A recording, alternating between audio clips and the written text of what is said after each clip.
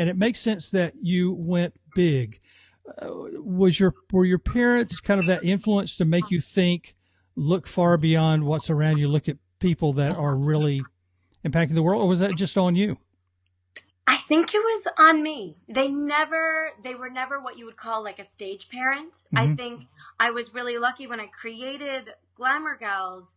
There was definitely a broader appeal that I had no idea until the New York Times showed up at my very first makeover. And I was like, wow, this is a little bigger than me. Well, I mean, at your first makeover. First, there was myself and two girls from homeroom that were going to the senior home, and it was going to be documented by the New York Times. I just love And hearing two girls from my homeroom. I mean, yeah, I mean that's so cool.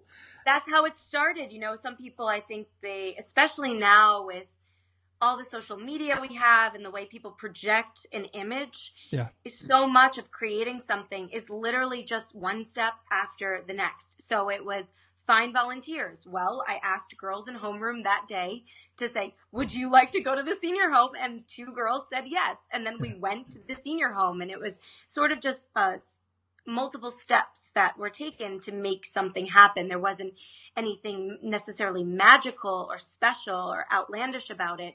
So when I think about like, how people project perfection and all these things online, when I look back at even how my parents raised me in that sense, they were never those stage parents.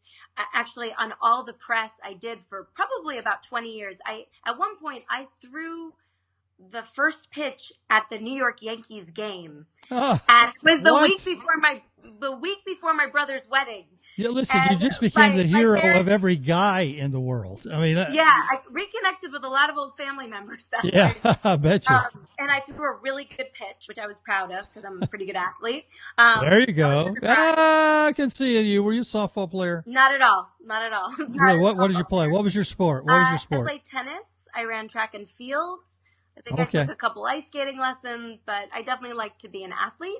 Um, Ah, you had some muscle mass. You could get that ball across the plate. Good for you. exactly. So my mom like couldn't make it, and I was like, you didn't think, okay, well maybe that's one thing you got to get to, you Gee, this know? might be a big thing. I don't know. Yeah.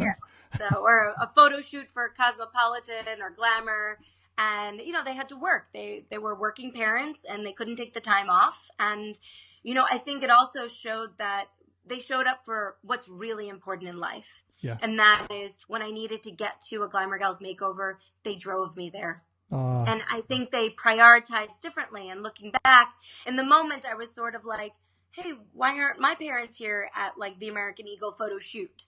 yeah. And Yeah. but you know what? They showed up when I needed to go and do something like really meaningful for the community, and Yeah. they were there, hands down. Yeah. Yeah. And who called New York Times, by the way? Who called them? The senior home released a press release. The They Glamour did it. Gals are coming, and Yeah. they showed up. That's listen, you were obviously destined to be known because Mhm. those things don't happen that easily. Unless, but for some people, it's like, you're in your groove and things just take place. I mean, just a few of the things you just said, many, many people would have died or given the right arm just to be able to throw a ball out at Yankee Stadium, unless they're a Mets fan. Don't And tell them I was a Mets oh fan. no, oh no. You know? Okay, well, we're leaving that in, so I don't know what kind of trouble that's going to give you. Yeah. But anyway, we need to take her name off the roster. She was never here in Yankee Stadium. But anyway, no, that's really cool though. And then all these things the things that you've been written up in, and obviously what you're doing really hits a chord with people. What made you do, what made you do makeup for these ladies? I mean, just get from the top. What was your thoughts? How did you do it? I I definitely loved, fashion and beauty and makeup as a teenager. And I Hmm. also enjoyed service. I really loved making other people smile, volunteering, you name Hmm. it. I was a part of that club. But I I think I wanted to do something that connected those two passions. And when my grandmother passed away in a senior home, I wanted to honor her. And in honoring her, I learned a lot about her from my dad. It was my dad's mom who had passed away. And it turns out she actually worked for Elizabeth Arden's Red Door Salon back in the day, and Oh, wow. George Gershwin's mom's hair. Oh, no. My dad recounted all these stories. When my grandmother passed away 20 plus years ago, the landscape of senior care, people didn't understand Alzheimer's. They didn't understand all the different options that should be available for seniors to age. So I wasn't able to connect with my grandmother in the way that I think I would have loved to learn her stories. And sort of all those things combined with this sort of passion and sort of looking towards those idols of people who I aspire to be. Yeah. I think I really wanted to do something to change the world. And I don't think I told anyone that then, because it sounded so foolish. Yes. To say, I get want that. to change the world. Like, okay, well, good luck. Where are you That's right. going to start? Good for you. Right. And I started with what I was passionate about. And I said, well, why can't I do things that I enjoy, my friends enjoy, and make someone smile? So in August of 1999, I walked into the senior home that I had volunteered maybe once at in my community.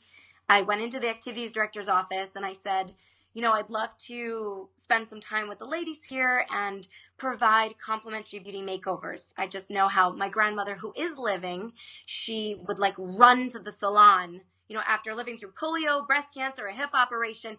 Every Friday she went to the salon. She made it there. Yeah. It could be a snowstorm in Rhode Island. The woman is at the salon, Yeah. So and when I mentioned this idea of spending time with them and creating sort of a salon experience, not doing hair, the makeup and nails and hand massages, she immediately said, who's the adult in charge? Who's your corporate sponsor? And I'm like, no problem. I'll do